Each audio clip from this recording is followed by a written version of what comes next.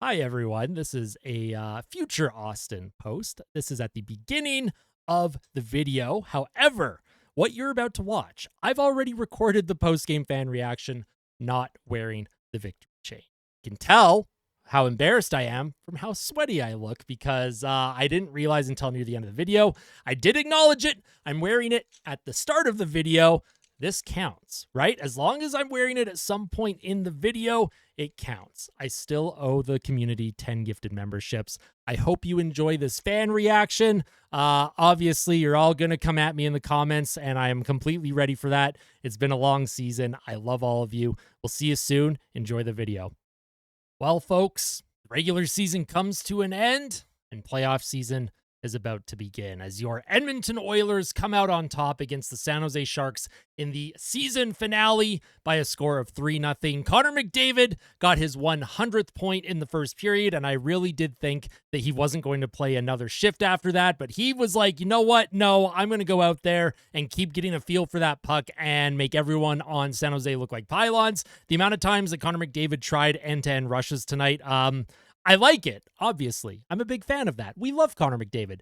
But it's also very concerning because when he's going full speed, one little trip on an edge on the ice, one stick in his foot, and disaster could happen. Of course, there's always a chance for injuries in the NHL, no matter what game of the year it is, whether it's game number 1, game number 82. And for Connor McDavid, he's just trying to stay in that, high intensity mindset heading into the playoffs. And that's a good thing. This is some of the best hockey we've seen Connor McDavid play all season long. I think that break was really good for him. I don't know how healthy he is, but I'm not speculating on that. If he looks like he did over the past several games that he has played, I like Edmonton's chances against the Kings. However, you're going to have to wait until the full series preview for that specific series against the LA Kings. Sorry, I'm kind of like redundant with my words. In terms of content upcoming, now we will discuss the Oilers win tonight. We will take a look at the Edge visualizer. Ty Emberson had a goal and an assist. Big offensive night for him as the Oilers only played with 5 D-men, so you love to see that. So my content this week, tomorrow, I will have an Eastern Conference playoff preview. On Friday, I will have a Western Conference playoff preview, except for the Oilers and Kings. I am devoting an entire video just for Edmonton and LA. That game is going to come out on Saturday. Sorry, that video will be out on Saturday because the series between those two teams begins on Sunday or Monday. I can't remember what date it is. I believe it's Monday, actually, but I will have the full series preview on Saturday for all of you. So if that's something that you're looking forward to, absolutely make sure to hit that like button. Make sure to subscribe to the channel as we get ready and geared up for the Stanley Cup playoffs. I am absolutely jacked up right now. I cannot wait. I am shaken with excitement. Just watching the Montreal crowd reaction to them clinching a playoff spot tonight, how loud the Bell Center was, knowing that we are this close to experiencing that in oil country once again. Those incredible crowds. Edmonton's usually pretty loud anyways, but in any case, let's discuss the game tonight. The Oilers won 3-0. McDavid hits his 100th point. Cory Perry, the ageless wonder, he makes no mistake with the net empty. Apparently, he's one of the only people that can actually hit an empty net on this team. You love to see that. Let's take a look at the Edge visualizer, and then we'll take a look at Money Puck, some of the advanced stats. We'll take a look at the time on ice for some of the players. And, of course, we will also take a look at the questions and comments from you, the fans, that you have submitted to me on Twitter or X.com. And I know this intro is getting long. I apologize. I will show everyone the Bracket Challenge League that I have created that you can all join for free. There's absolutely no cost. I will leave a link to the Bracket Challenge in the comment section below or the description of the video. You can click on that, create your account if you don't have one on NHL.com, create your bracket, submit it, and I don't have a specific prize in mind. We'll probably figure that out later. Last year, because it was the first year on YouTube, it was all just for fun and bragging rights. We'll take a look at it at the end of the playoffs, of course. So I will leave the Bracket Challenge link in the description. All right, enough yapping from me here on this video. Ty Emberson, we'll take a look at his edge visualizer. Connor McDavid cycled the puck around, got it to Jeff Skinner. Skinner gave the puck to Emberson, who fed it back down low to McDavid. McDavid back to the point. Good puck movement from the Oilers. Emberson with Connor Brown screening in front, and it was really good of Connor Brown to get out of the way as the puck was coming in. Georgiev had absolutely no time to react to that shot. 1-0 good guys, and then Max Jones has his first goal as an Edmonton Oiler, his first goal since March of last season, and I'm happy for Max Jones. He has played much better over the past few games, and the Oilers coaching staff, they have a lot of tough decisions to make because there are a lot of forwards who are going to be coming back into the lineup for Game 1 against the Los Angeles Kings, and Max Jones is a player that has, he showed some promise, and I know he's likely one of the guys that sits out, but I feel more comfortable with him as a potential depth option if for some reason they need an extra body to jump in and play on the fourth line. He utilizes his speed a lot better than when they first acquired him. He was pretty chaotic, kind of skating all over. He looked a lot more structured once he was played with players that I think worked better with him, especially a guy like Adam Henrique. And then Cory Perry, he ended up hitting the empty net for Edmonton. 39 years old for Cory Perry. You love to see it. Macklin Celebrini giveaway to Kasperi Kapanen. Kapanen finds Cory Perry, and Perry doesn't have the boots to just go in on the breakaway, so he just decides, I'm going to spin it and shoot it right into the middle of the empty net for the Edmonton Oilers. We can take a look at the box score here for Edmonton. Take a look at all the points. You had 1, 2, 3, 4, 5, 6. 7 different players had points tonight, 6 different forwards. So, hey, you love to see that depth. Even in game 82, where it didn't really matter, you like to see that. If we take a look at the time on ice, Cory Perry actually led all forwards. Connor McDavid was second on the team. Of course he was. Why not just play him a bunch? Adam Henrique had a lot of ice time. Kapanen with some ice time. Podkolzin, he played the least amount tonight. He only played 10:51. I don't know if Podkolzin is 100% right now. I don't know if this was like a load management thing for him. Quinn Hudson, I thought he looked a lot better than he did against the LA Kings. I didn't think it was fair to completely judge him in that LA game just because of how much of a disaster that game was against LA. But Quinn Hudson, he had a couple good looks tonight. He took his first ever NHL penalty right at the end of the game, so great job, Quinn Hudson. I don't know what his future looks like for the Edmonton Oilers. This is a player that will be interesting to keep an eye on moving forward. He will likely begin next season in Bakersfield, but we'll keep an eye on Quinn Hudson. He is not playoff eligible. He will not be a black ace for the team, but it's really cool that they signed him out of Boston University, and he got a chance to live his dream, play a couple NHL games, and maybe we'll see him in the not so distant future here for the Oilers moving forward. And Stuart Skinner, Stu, he finishes with an 18 save shutout. And for Stuart Skinner, he has come back from his injury. He's only given up 1 goal in 2 games. And I'm trying to click on his page for stats, but looks like we're having a problem loading that. So you know what? Doesn't matter. Stuart Skinner played very, very well for Edmonton, and that's really good to see. I know he wasn't busy. The Oilers as a team defensively did a real good job of keeping the San Jose Sharks to the perimeter. Not a lot of inside lane shots, but there were a few saves that he made that he probably wouldn't have made earlier in the season. I thought he looked a lot more responsive in his crease. I thought he was reacting well to shots. He was looking bigger in his net, and that's real good. I thought his puck tracking looked good as well. So that's all encouraging for Edmonton, especially when we start discussing who is going to start game 1 for the Edmonton Oilers, which we will talk about before the end of this video. If you take a look at the expected goals in all situations, 2.37 to 1.23 in favor of your Edmonton Oilers. It was a very low event game if you're a San Jose Shark and a Sharks fan. It's a tough season for Sharks fans. If any of you are tuning in, your future is incredibly bright. I think Mike Grier has something special building. Yes, it sucks to only win 20 games this season. It sucks to end the year on an 11-game winless streak. But there are some really, really promising pieces there in San Jose, and that's a team that I do not look forward to facing next year because a lot of these players like Celebrini and Smith and a few other guys, they will be a year older, experience under their belt. They're going to be even harder to deal with next season. If we take a look at expected goals at 5-on-5, Josh Brown was bottom on the Oilers. However, I don't think that this really showcases if Brown played good or not. I actually thought Josh Brown played pretty good tonight. He was physical. He was laying the body. I thought his puck movement looked pretty good. He was much better tonight than he was against the LA Kings on Monday. And if we take a look at Stuart Skinner, he had 1.23 goals save above expected. And for Stu Skinner, any confidence right now that you can get is massive heading into the playoffs, especially with all the discourse around him this season. Now, let's take a look at some of the questions and comments from the fans. Actually, you know what? No, we're quickly, the Austin Hockey League bracket. I said I was going to mention it. It's literally just called Austin Hockey League. If you can't find the link, or if the link doesn't work, just search this up on the Bracket Challenge website. Take a click on it, and then the bracket that I entered, it's called One Up Storms Bracket. That used to be my old username, so it is obviously Austin Hockey. If you see that bracket entered, that is mine. Click on the Austin Hockey League. You can join for free, of course.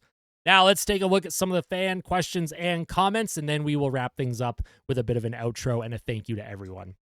AJ Punk says, who is your candidate for this year's Fernando Pisani? Playoff breakout performer that no one expects. That's a great question because obviously nobody expects it. Nobody expected Fernando Pisani to score as many goals as he did in the playoffs in 2006, to score the overtime winner in Game 5 shorthanded against Carolina. He was instrumental in Edmonton finding a way to get to the Cup Finals in 2006. The Oilers in recent years have relied real heavily on the performances of McDavid and Draisaitl for a lot of their offense. So when it comes to someone that has that ability, that goal-scoring ability, someone that could get hot, Connor Brown is someone that could. He's unlikely, but he could. I look at a guy like Adam Henrique, who has a ton of experience, and yes, he had a very, very down year for his standards, but that's someone, if he gets some easier matchups, he could put the puck in the net and have one of those playoffs to remember. He's in the twilight of his career. He's got a lot of motivation, I guess, right, to try and win a Stanley Cup before his career ends. And someone else to keep an eye on too. I don't know how much ice time they will get in the playoffs, but I also look at a player like Kasperi Kapanen, who went 35 games without a goal to end the season. That is obviously awful, and I don't know how much playing time he's going to get because a lot of forwards are going to be coming out of the lineup in order to make room for Trent Frederick, Evander Kane, Leon Draisaitl, Zach Hyman. There are a lot of question marks, but those are a few of the names that I would throw out there that aren't your typical top six players, players that play predominantly in the bottom six, and we'll see what happens. Speaking of that question, that's a great question by AJ. Let me know who you think could be the unsung hero in the playoffs this season for the Edmonton Oilers. Amanda, she sends in a question saying, who is the starter? Do you let Pickard play one game in the series? I think what's going to happen, and whether we agree with it or not as a fan base, because it doesn't matter who they start, there are going to be two sides yapping at each other and arguing. At the end of the day, I do believe they are going to start Stuart Skinner. But here's the thing. In years past, I think different coaches, whether it's Knobloch or Jay Woodcroft, they've always been hesitant to play the backup in a playoff series, even when they see Skinner really struggling. That series against Vegas 2 years ago, the fact that Jack Campbell wasn't even able to go in at all, even when their backs were against the wall and Stuart Skinner was clearly floundering against Vegas, Jay Woodcroft, Skinner was his guy. It didn't matter how many times he had to pull Stu from a game because of how many goals he was giving up. Stu was the guy. Last year, I don't think Knobloch wanted to start Calvin Pickard, but I think what Calvin Pickard has done this season is give this coaching staff that confidence where if Stuart Skinner is starting to crumble, if the cracks are showing and they don't feel super confident in his ability to get the job done long term, they have the confidence to go to Calvin Pickard if it turns into one of those situations where maybe Skinner just needs a reset mentally, whatever the case is. It's a good problem to have as long as both goalies are able to produce the way that we need them to. They don't have to be world beaters. They don't have to play like Dominik Hasek on the Buffalo Sabres in 1999 in order to have a chance to make the finals. They just need a .905, a .910 save percentage. Give your team a chance to win. Make the saves that you're supposed to make and let the team in front of you do their job. Because with a healthy McDavid and Draisaitl, I like Edmonton's chances. So I do think Stu Skinner gets the start in Game 1. I think he is the starter for the series.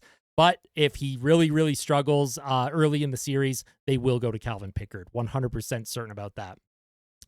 Bouchard Believer says, assuming Evander Kane is good to go for game one, which forward do you pull from the lineup? I think Max Jones is the first forward that I would pull. And then if Trent Frederick's ready to go, I would be pulling. It's tough because there are a few forwards where I understand their role, like Matthias Janmark. Obviously, he's instrumental on the penalty kill for Edmonton, and the coaching staff, they love that player, and he has speed too. The Oilers lack foot speed in this lineup. That's a player that you have to look at very, very critically. You know, is this player doing enough to help us win, especially at 5-on-5, especially against a fast, physical team like the Los Angeles Kings? And then, of course, the Cory Perry factor. Do you want Cory Perry in the lineup every night during the postseason? Yes, he had 19 goals in a very limited role, which is terrific. But the speed and physicality of the playoffs is a completely different beast. And I look back to that series against Florida last year in the Cup Finals. Cory Perry really, really struggled to keep up. And I'm concerned that that may happen again.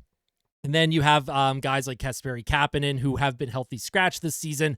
Jeff Skinner was a regular scratch earlier in the year. You know, how much confidence does the coaching staff have in these forwards? It's a tough one. I don't know who you take out. I don't envy Chris Knobloch at all, but this is something that I will dive much deeper into with my own projected lineups for game one when I do the Oilers and Kings full series breakdown. So that is a terrific question. Thank you for sending that in. Tyler says, is CTE Skinner the real deal? Oh no, he looks very confident in his last two starts. My question is, who do you go with? Also curious, who do you see slotting out of the lineup now that the regular season is done? Obviously, that ties into Bouchard Believer's question in terms of who slots out, who slots in. And then this also ties into Amanda's question about the starter, which are both great questions. Unfortunately, I won't be able to add any more to what I've already said, but I do appreciate you sending that question in, Tyler. Thank you so much. As always, you're usually around the Twitter sphere, so I appreciate that. We have BMax coming in. Of course, BMax, longtime viewer, longtime follower. Thank you, BMax. Let the games begin. We want the cup. Who's ready for game one?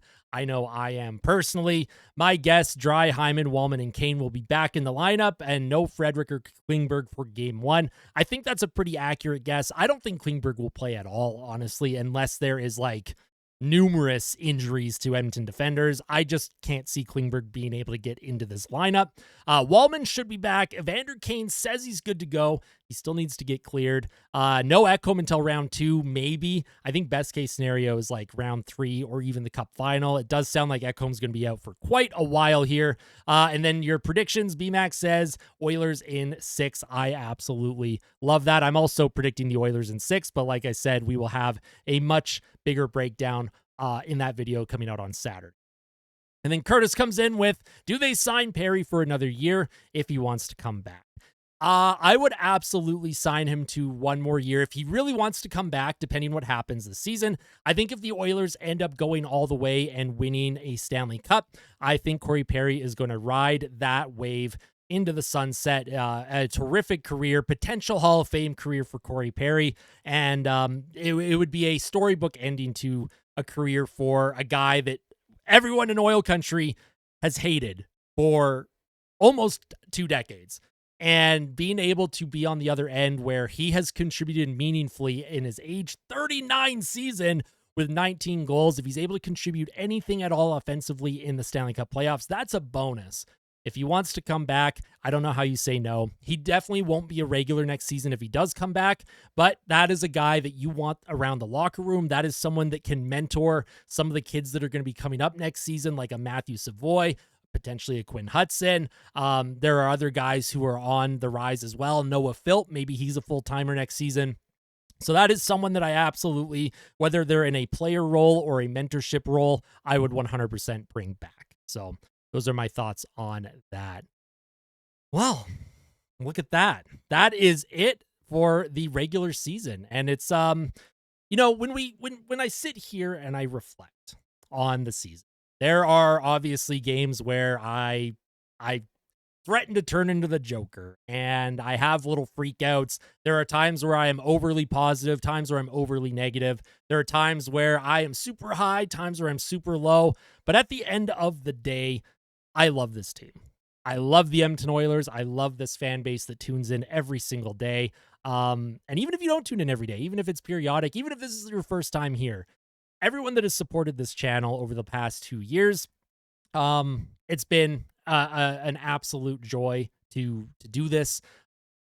I mentioned this morning I'm not great with words, so I'm going to leave it at that. I just want to say a huge thank you to literally everybody right now tuning in or listening.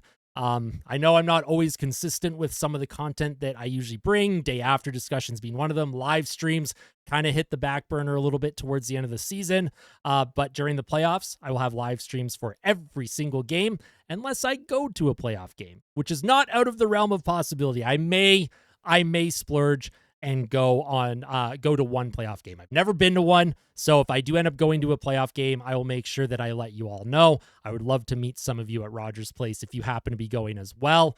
We're the best fan base in the world. We are the best fan base in the world. You are the best fan base in the world. We have something special here. The ups and downs of this season, the highs, the lows, the win streaks, the losing streaks, the it's so over, we're so back mentality of this team and this fan base. I wouldn't want to experience this with anyone else. And I know a few of you are going to be sitting there going, well, he's also a Bruins fan. Listen, Oilers are always my number one. And I also just realized that victory chain is behind